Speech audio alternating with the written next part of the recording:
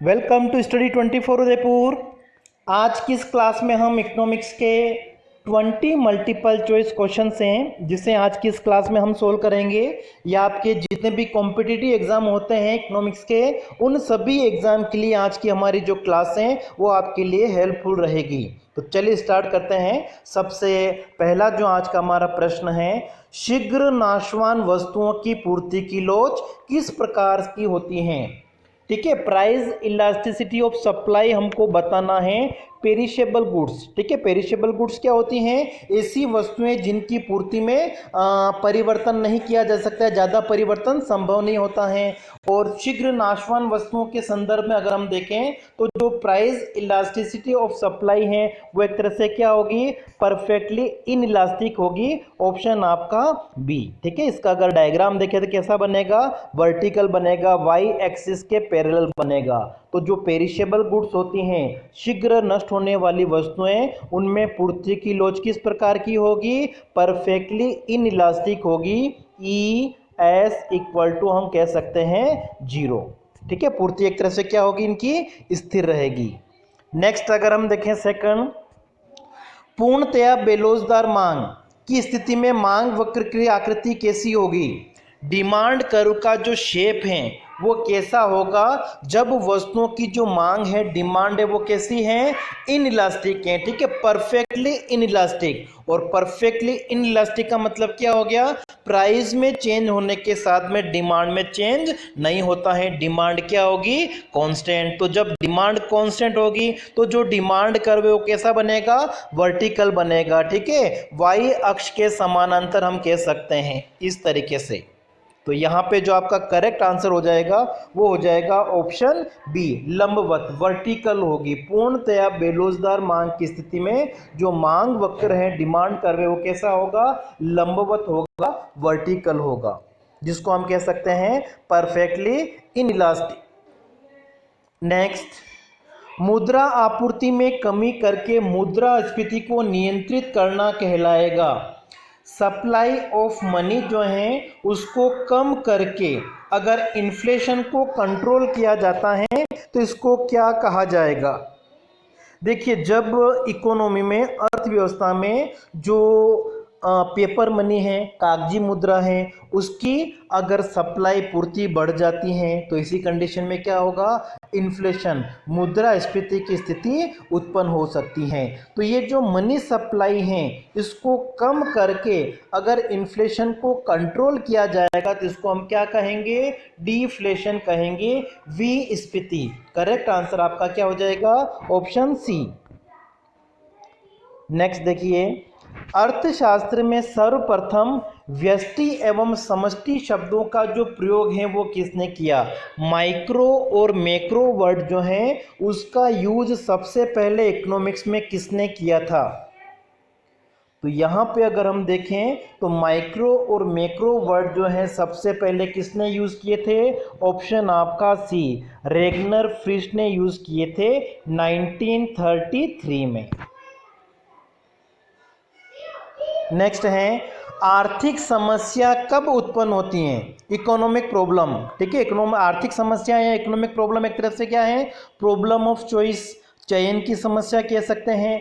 अगर हम देखें किसी भी अर्थव्यवस्था के पास में उत्पादन के जो संसाधन है, रिसोर्सेज, वो क्या होते हैं? लिमिटेड होते हैं, सीमित होते हैं। जबकि लोगों की आवश्यकताएं क्या होती हैं?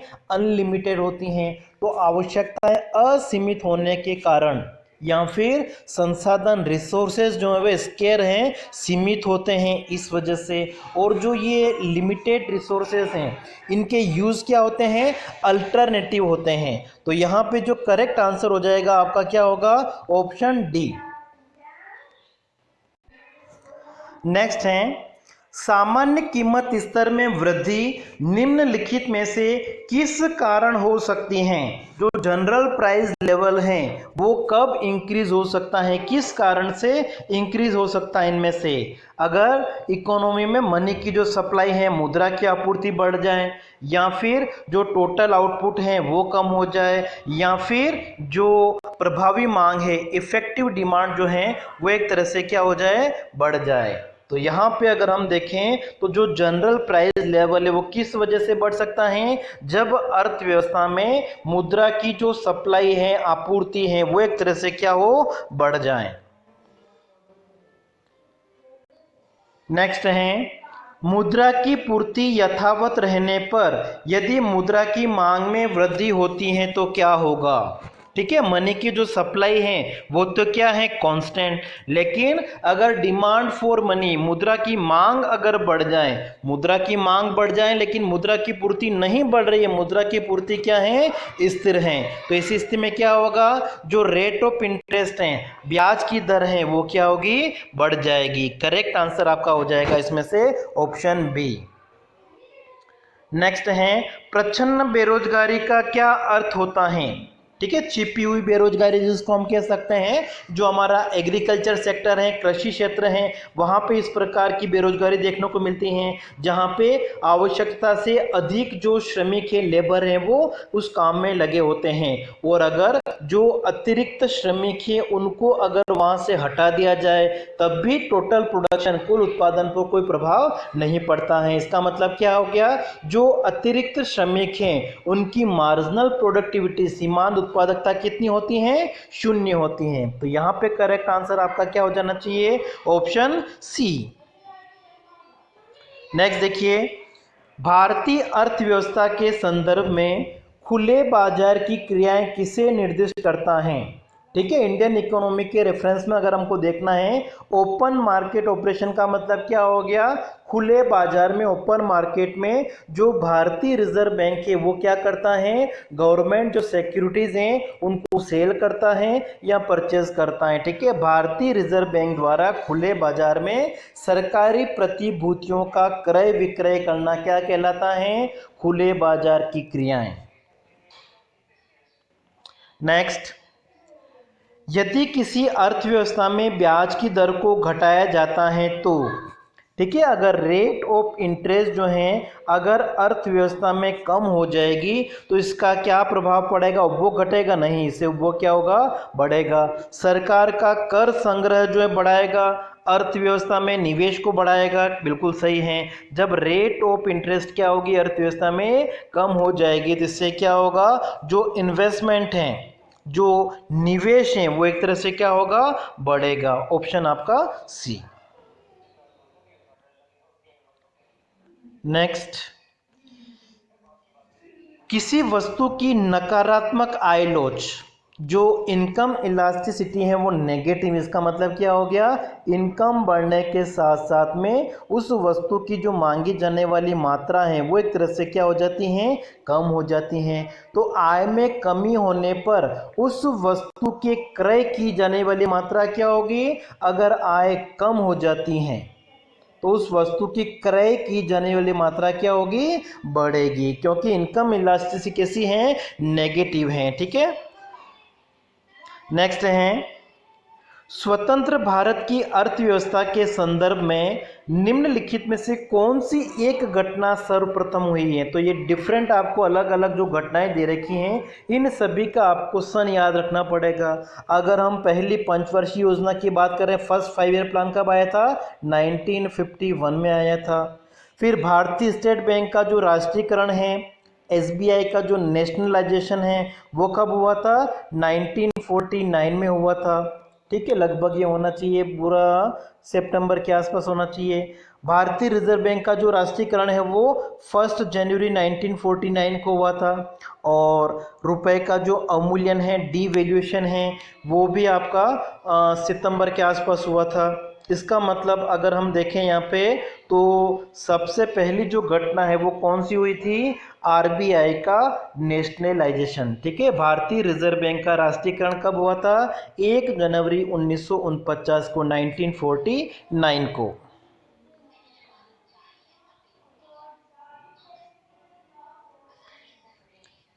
नेक्स्ट है, आर्थिक विकास सामान्यतः युग्मित होता है।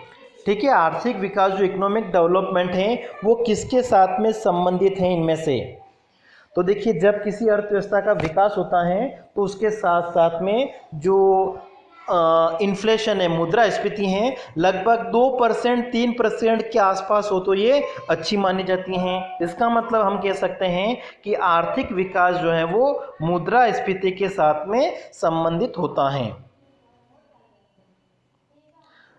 नेक्स्ट है, भारत में घाटे की वित्त व्यवस्था डेफिसिट फाइनेंसिंग किसके लिए संसाधनों को बढ़ाने के लिए उपयोग की जाती हैं।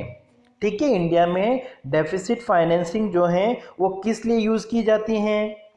तो जब अगर हम देखें हमारा जो बैलेंस ऑफ पेमेंट है, ठीक है, अगर वो असंतुलन की स्थिति में है तो ऐसी स्थिति में, मतलब असंतुलन का मतलब क्या हो गया, घाटे की स्थिति, मतलब हमारी जो देनदारियां हैं वो ज़्यादा हैं और प्राप्तियां क्या हैं, कम हैं। तो इसको संतुलित करने के लिए क्या हो सकता है, डेफिसिट फाइनेंसिंग जो है उसका प्रयोग किया जा सकता है। ठीक है, तो करेक्ट आंसर इनमें से ऑप्शन बी हो सकता है, इसको आप चेक कर लीजिएगा। नेक्स्ट है, निम्नलिखित में से कौन अंतर्राष्ट्रीय मुद्रा कोष IMF के मुख्य अर्थशास्त्री चीफ इकोनॉमिस्ट के पद पर रह चुके हैं। IMF के चीफ इकोनॉमिस्ट इनमें से रघुराम राजन, ठीक है, लगभग ये आपका शायद 2005-6 या के आसपास थे, 2004 से 2007 के बीच में एक तरह से IMF के चीफ इकोनॉमिक्स रहे हैं। नेक्स्ट है, बैंक दर में वृद्धि सामान्यतः किस बात का संकेत है। अगर रिजर्व बैंक क्या करता है, बैंक रेट को बढ़ा देता है, इसका मतलब क्या हो गया कि जो केंद्रीय बैंक के सेंट्रल बैंक है वो क्या कर रहा है, महंगी मौद्रिक नीति का अनुसरण कर रहा है, ऑप्शन बी। अगर रेट ऑफ इंटरेस्ट को कम कर दिया जाए, बैंक रेट को अगर कम कर दिया जाए तो इसका मतलब जो केंद्रीय बैंक है वो सस्ती मुद्रा नीति का अनुसरण कर रहा है। नेक्स्ट है, जनांकी लाभांश डेमोग्राफिक डिविडेंड के पूर्ण लाभ को प्राप्त करने के लिए भारत को क्या करना चाहिए। ठीक है, जनांकी लाभ का मतलब जो युवा वर्ग हैं उसकी जनसंख्या जब किसी देश में ज़्यादा होती है, जैसा कि वर्तमान समय में भारत में ये जो रेशियो है वो ज़्यादा हैं, तो इसका फ़ायदा उठाने के लिए क्या करना चाहिए, जो युवा वर्ग हैं उसमें स्किल्स, जो कुशलता है, कौशल हैं, उस कौशल विकास को एक तरह से क्या करना चाहिए, बढ़ावा देना चाहिए, प्रोत्साहन देना चाहिए, ऑप्शन ए। नेक्स्ट हमारा है, राष्ट्रीय बागवानी मिशन नेशनल हॉर्टिकल्चर मिशन की स्थापना कब हुई। राष्ट्रीय बागवानी मिशन जो है वो जो हमारा 10th 5 ईयर प्लान है, 10वीं पंचवर्षीय योजना 2002 से 2007 के बीच में उस समय स्टार्ट किया गया था। ठीक है, 2005-6 में। करेक्ट आंसर आपका हो जाएगा ऑप्शन बी।